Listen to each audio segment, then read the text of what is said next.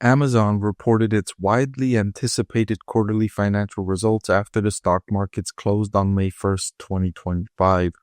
In this video, I'm going to review the company's latest earnings results, highlight the big picture items that investors need to know from this report, and update my buy recommendation for Amazon stock.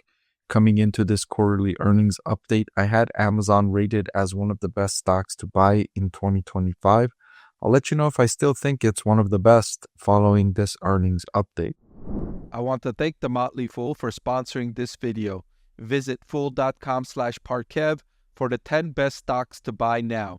Amazon reported net sales increased by 9% to $155 billion, compared with $143 billion in the first quarter of 2024.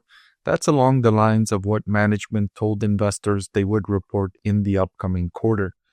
There was some fears that its numbers would be much worse than expected, and I was one of the investors that was cautious in the company's upcoming earnings release about the numbers that would be revealed because of the uncertainty surrounding tariffs and the consumer response.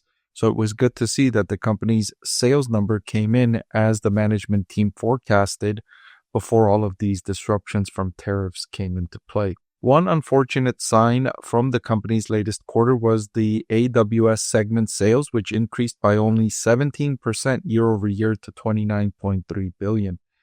AWS is arguably Amazon's most important segment.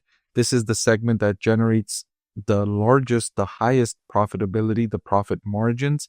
And for the past few quarters, they had been growing 19% year over year.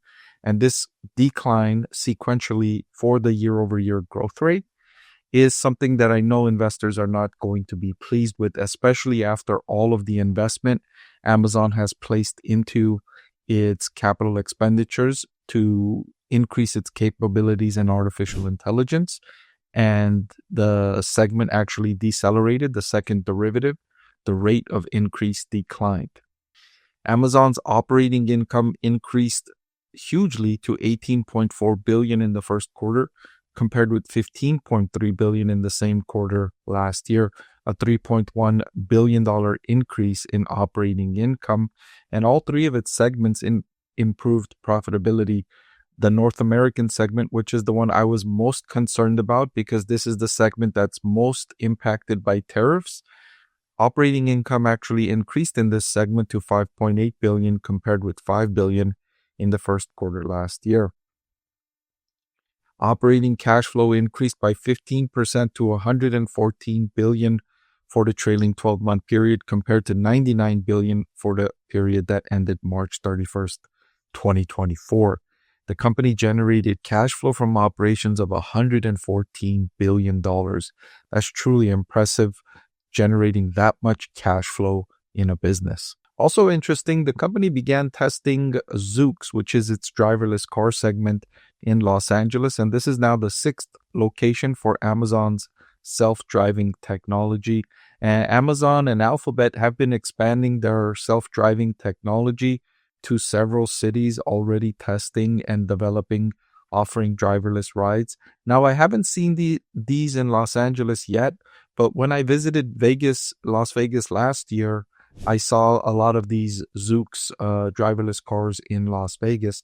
So driverless cars are growing, they're expanding, and it seems that they're going on a city-by-city basis. And then Tesla is developing the driverless car technology, which it hopes to expand more broadly next year. Looking ahead to the second quarter, Amazon forecasted sales will be in the range of $159 to $164 billion, or to grow at 9% at the midpoint, which was also better than I was expecting.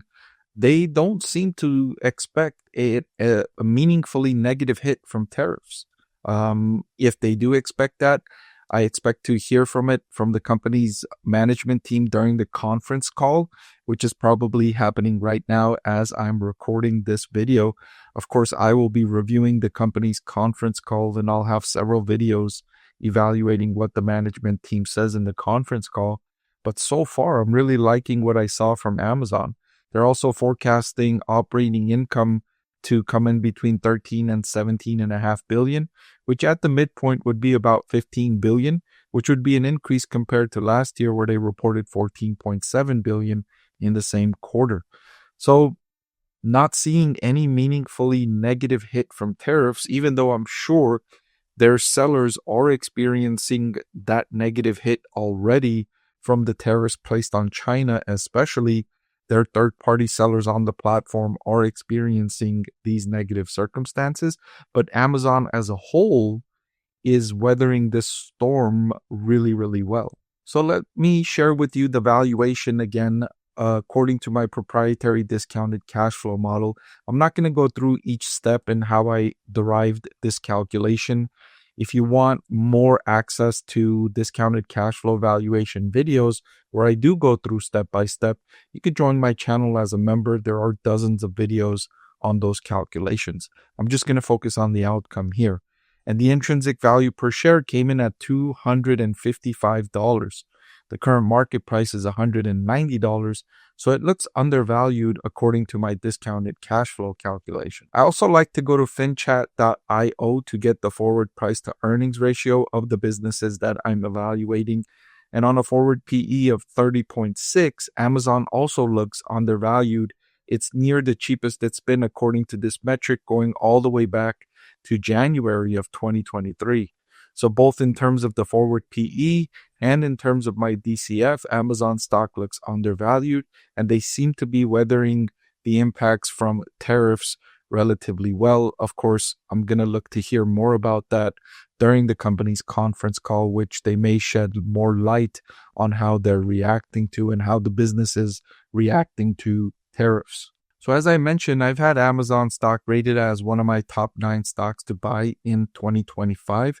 And following the earnings release, I was pleasantly surprised. And so I'm reiterating my top 9 stock recommendation rating for Amazon stock. Hey everyone, so many of you have been asking about my investing strategy, and I'm excited to announce that I've written a book that's available for sale now that describes my 6-step investing framework for evaluating stocks. I've added the link in the description below.